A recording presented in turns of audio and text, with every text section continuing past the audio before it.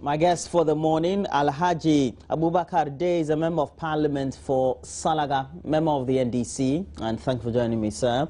Also joining him is Osei Bunsuamwa, member of parliament for Ebuin Sawam, Ekwapim South. Okay, Ekwapim South, Ekwapim South.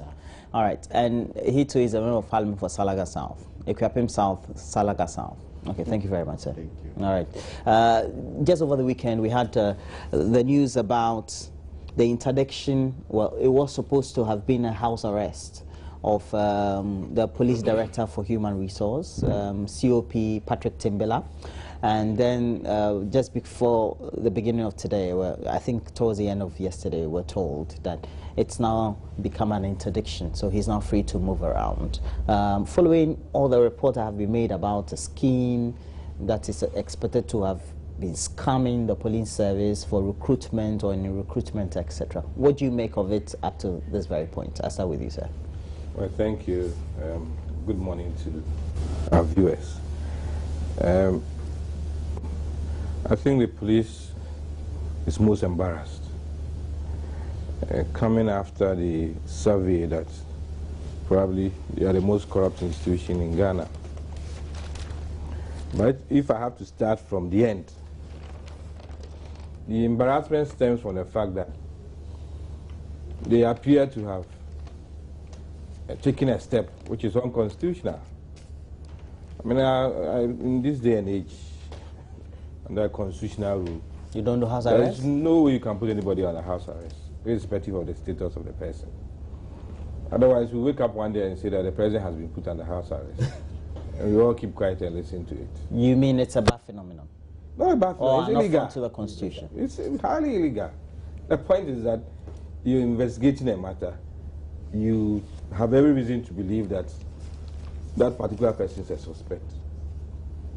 You rather let the whole world know that you're investigating him, or say that he's been arrested, in which case after 48 hours he has to be taken to court, either to be remanded based on your cogent reasons in court, or to be put on bail. And then that still continues with the matter. And indeed, it appears that some people are trigger happy in the police service. And if they can do this to very high officer, COP, somebody who can easily be IGP of Ghana, if they can do this to him, I don't know who they cannot do to in this country. I'm saying they are trigger happy because if you read a statement from the police, the statement coming after the few arrests that they've made, the statement mentioning Timbillah's name, nowhere in the statement do you find house arrest. So who put the house arrest in that statement? And what is the motive of that person in coming out to say that? Is it to embarrass the whole police service, or to embarrass Timbillah and thinking that it will only hit Timbillah? In which case, you've embarrassed the whole police service. If policemen who are supposed to know the law, who are supposed to keep the law, who are supposed to ensure that people have their freedom, can behave this way, then we are in trouble. God knows how many people have been put under house arrest, which we don't know, especially in their services, in their forces. That's speculative. It's not speculative, because you often hear people say people have been put in a guard room. If either it's military police or... But that's in the days of the revolution, I believe. Are we in a revolution? For house arrest, you mean? Yes. We are not in a revolution, but it's because this is a major public issue that probably we've even heard that it's under house arrest. Otherwise, you never know those whose freedoms have been restricted, and we all think it's normal. So that's the first embarrassment that we can talk about. Now, of course, the major one is, I believe the police rushed in doing their press conference on this matter. They rushed in the sense that they said a so-called share butter dealer was behind the scam. Which to you was unbelievable. And they were repeating it at a major press conference chaired by very senior police officers. And by evening, the embarrassment was so huge because the lawyer of the share butter dealer said that very day they were in court and the police failed to turn up. So how did you say that the person was on the run and you were looking for her and that she is behind the scam? that she was able to pull off such a thing by getting people to report to various depots for training. Then I need to look for her because she can do wonders in this country. Probably she can help my party come to power. Pull off this scam alone of just a few collaborators. I mean, go tell this to the Marines. And they were exposed when the lawyer, Adauga, who was with the NDC team doing the petition, election petition. Adaudu said that she's my client. We were in court today. Victor Adaudu. She's my client. We were in court today, and the police failed to turn up. Somebody even had to stand in for them. So she's not run away. She's not. So anywhere. Why would they draw those conclusions? Why would you come and tell this to the whole world? If you were not ready to tell us what was going on, nobody was forcing you. A mere statement would have been enough. You gather your facts and then come out and say, oh, this is what is happening. That's the second embarrassment. Of course, the huge one is, how do you recruit people into the police service? Now, I hear somewhere that they are even blaming politicians. As for politicians, like, we have become so, like, anybody's... Well, I read somewhere that you gentlemen and women, the political elite, you have quotas. I believe, I'm sure the media too will have some quotas somewhere. Because we tend to work a lot with the politicians. As I sit here, people call me almost every day. For a lot of things. For a lot of things. And if you were the IGP then, you could have, but you're not the IGP. Say that, I want to go to police. I say, if you want to go to police, wait for recruitment and apply. Wait for recruitment and apply. Because for any reason, I believe that the police will stick to their conditions for recruiting people into the service. Because they are police. Otherwise, you recruit criminals to take care of us, and it's worse than... Because why would you want somebody to be in uniform and he will end up even coming to rob you? And I've seen some before. I had a bodyguard when I was in the ministry. One Saturday, I was supposed to travel with him. I was called by the police that you cannot travel with your bodyguard. What happened? He had been arrested because he led a good robbery. He led people to go and rob somebody under the suspicion that the person was dealing good and ransack the person's place. And this was a person in the police service. So why would I assist the police in recruiting people who are not fit for that service? And how do politicians come in this? And if you are IGP or chairman of police council, and you think that people should just send names and you to accept the names, who do you blame? Because if I sit there as IGP, you can bring the names, the person will have to go through the system. If the person doesn't go through the system, how does he become a policeman? And you, IGP, will be happy to crucify people, vagabonds and ruffians into your service. How will you have your peace of mind? So they should come out and tell us how this whole thing started. As for Timbillah, I'm not the one to speak for him. I know him very well. When we were organizing Can 208, he assisted us very well. I think he was director of operations or something. Yes. Or is it Accra Police? Yes. Regional police commander. So I know him very well. Anywhere we meet, we chat. But I don't know what has gone on. So I'm not in a position to say I'm defending him or castigating him. The point is that we've all worked with him before, one way or the other, either in our professional life, in many respects. But they should tell us what has really gone on. And accept that if you put someone like Timbillah in that category, I think he's too smart to be indulging in such crime that people should report at depots when recruitment has not started. Okay. It happens in the probably one or two people they know, oh, I can help you go to the police service, but you have to pass the test. So maybe that one they can assist, but for a whole gang to be reporting to various depots and say that the man is behind it, even the IGP alone cannot do this. So myself over the weekend, I was thinking through. I was saying it doesn't make sense. Why would somebody who holds a very high position, what would he need all that extra money for? If he doesn't want to protect his own integrity and professional reputation. Now, at what point do we need the police to be forthwith with information to the public? Because this really has become a matter of public concern. Yeah, first, thank you very much and good morning. Greetings to you and your able staff, and greetings to my people in Salaga and the Salaga South. Okay. And constituency. Restrict yourself to your constituency. Yes, it's all right. It's all got enough as other stuff are twins. Oh. Just last year. We don't want any house arrest, supposing when they are yes. when they are primaries. Just as my senior colleague said, I'm not surprised about the event, but I'm only surprised Timbillah was involved. That's the only thing. I'm not surprised about the event because you only hear that there's a allegation about recruitment into the police service, even not only the police service, to the security service in general. And I think that Army have solved it by coming off a problem that now you go to data the form in the computer, and the computer will bring print out. If you are shortlisted, the computer will tell you. If you are not shortlisted, it has helped some of us, even the politicians. But when people worry you, you go first, input your information into the computer. If the computer doesn't shortlist you, you don't come to worry me to help you. And I thought the other security services will follow suit.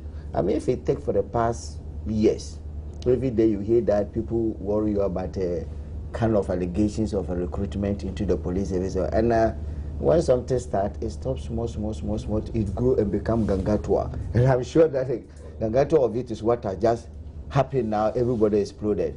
I'm only surprised because, as my senior colleague said, Timbillah, he won the best police when he was in charge of the airport police, that time one of the neatest airport police station. And I know him personally. When they gone together, we grew. When he was in Kumasi, the regional commander for Ashanti region. I remember he was posted there in 2009. Yes, and he was so good. So they had to bring him back to Accra. And it's now, if you take in command, three in command, after IGP, deputy IGP, then he become commissioner, and he's the director general of the human resources. Why would such a person do when he's capable of becoming IGP under any other government? Why would he do such a thing? That's what I'm surprised. Unless, excuse me for my language here, maybe a lunatic or something like that. What kind of money would be paid to you that you go to that extent to do such a thing? That's what I'm saying. I'm very surprised that you. But for what has happened, like Senior Police said, I mean, it's so embarrassing to the police that, and when I heard first house arrest, I said, oh my God, are these people serious? These are those who are supposed to know the law. Either you set him aside, and the only way you can set him aside to do investigation, to interdict him, or you send him to the to be reprimanded, and then either his bail, under bail he comes out, or he's better reprimanded or taken to court. But house arrest, I'm glad that this morning when I was coming to your station, I heard the Minister of Interior tried to explain why he was under house arrest, like maybe by his statutes. In any case, and one of your guys questioning your FM that is it legal? I said no. There's nothing in the law that allows that because it doesn't happen. But I'm glad that they have corrected it immediately. Because, but why would they go to so many one embarrassment upon another, one embarrassment upon another? First, the whole thing itself is embarrassment. Second, you say a woman who is a share butter seller. Three, you come to this house arrest. Now you have released. Why? What has happened to the police service in general? Maybe as like your question comes, I try to agree with that security consultant, any or they call him, saying that I think we need to have some kind of. He used the word bipartisan. They even wanted to use the word bipartisan, an independent. I would like to use the word because I say bipartisan, it means the political party should come in. Well, then it makes it more acceptable. An independent, why acceptable? Why politics? There are people who are not in politics. They don't need to go together. So why not an independent? But if they say bipartisan, it doesn't mean you can't have yes, I agree. Non-partisan people. I believe we'll have used the word an independent inquiry into this so that you have men of. Lately we've had difficulties and criticism against any supposed independent inquiries. So when you make it bipartisan, the outcomes become. Then maybe he can have the. Because we have to be truthful. Because we have to be truthful. We have two political traditions in our country. He can have the legislature maybe have a bipartisan legislature coming in to carry this legislature so that at least once and for all we'll look at what is wrong with the institution. We are looking at the institution of the police, not personality. If they say a major problem within the institution of the police, we can then correct that institutional challenges very well. I like the word you use. So that once and for all, I'm borrowing it from government has been challenging the last few years. It's as I'm saying that the police need to be. Yes, they need the police. And we'll talk about that. The police need to be. The police need to be forward-looking in their doing. You see, that's why I brought the issue of the Ghana Armed Forces. I was very happy when they were facing a problem with these challenges of recruitment and so many demand and people were looking at our culture, they came out with a reform that take the personal contact away in the, at least the first basis exercise before you go and go. Then you can go on to the next step. That it helps. And I think they should be that forward looking and go. But let me tell you, I am really not surprised at this scandal, because when they didn't arrest it 3, 4, 5, 6 years ago, it comes from building on. Let me ask you this. As a member of parliament, just like many acquaintances I have, due to what I do with members of parliament and other politicians, do you also get a lot of pressure to have people either from your constituency in your party or those you've met every day coming to you to be recruited, etc.? Of course, if as I'm coming here, I have two calls. Look, they want to become.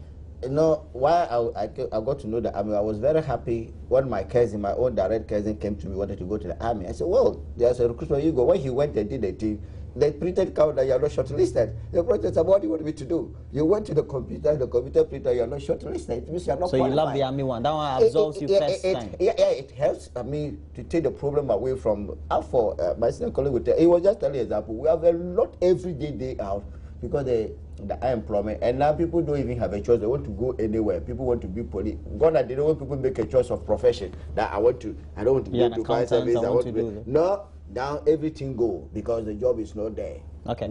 Now, one, has his reputation been battered? If at the end of the investigations, and I'm asking this because you're a lawyer, it seems that he's not. If he's not found guilty, what are the remedies for him?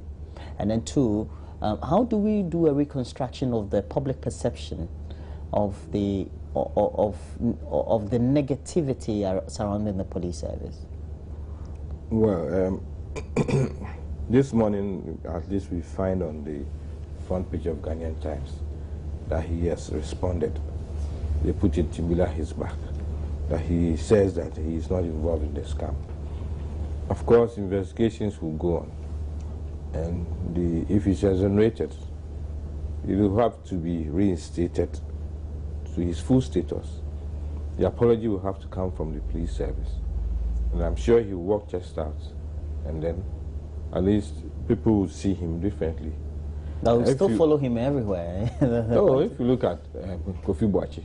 Kofi Boakye was interdicted, but the first committee report even indicted him until subsequent reports came out, and then he had to be reinstated. First, he was even sent to the police training depot, Western Regional Commander, now Ashanti Regional Commander. At least people see the work he's doing, and everybody seems to have forgotten what happened to him over that period. So if Kofi Boakye has been able to go through, I'm hoping that if nothing is found against Timbillah, he would also walk chest out, and then at least the average person will know that here is somebody who went through gruesome interrogation and assassination of character, but he ended up very well, and then he can end his career. Even if he doesn't become IGP, he will retire gracefully. Yeah. As to the image of the police, we in this country, we talk more than we act. You hear all sorts of things. The police service is now the service of integrity. You are doing this. They've even bought name tags, etc. But sometimes the problem is even the average person. The average person does the wrong thing and then tries to influence the police in what they are doing, and then turn around to blame the police for being corrupt. One of the easiest reference I can make is the saga of the returnee, KSM. Said when he came from America, he had to reconstruct what was happening in Ghana. He was my entertainment prefect at Prempeh College, and they went to the US to study. And when he came back, he saw the system in Ghana very different from the system in the US, to the extent that if you want to insist on the right thing here, you rather get bogged down. So you help in doing the wrong thing. And he cited a professor who was stopped by the police officer And this professor wanted to insist on his rights and spent 2 hours at the barrier insisting on his rights and arguing with the police. Vis-a-vis, the person was doing the wrong thing, didn't even have his lights, and then just threw 2 CDs at the police, and he was waved on. Seconds, he was gone. And if that's how our system is, that means the whole system helps in breeding corruption. How come we have on our books all the laws that you can think of, even road traffic regulations, but nothing gets checked? Why we don't do it? I mean, elsewhere, if they've computerized everything, how come here we are not able to do it? And that even is at the discretion of the person on the road to decide whether you should go to court or not. If you're given a ticket, you're given a ticket. It's computerized across, so that you don't have any way but to go to court to answer why you were overspeeding or you're using a defective vehicle. And here, it depends on the man on the road. So people are promoted and they still even want to be on the road. But if he goes to sit in the office, he'll be hungry. So that's why I say we talk, we don't act. There's a police service. I believe by now chaired by the vice president. It used to be automatic position for the vice president until it was amended because of the fracas between Vice President Akai and President Rawlings. Now it's at the discretion of the president to appoint whoever should chair the police council. But I'm saying that the vice president is chairman of the police council as far as I'm aware. What measures have we put in place to make the police less corrupt? Because a corrupt-free police will give us our peace of mind.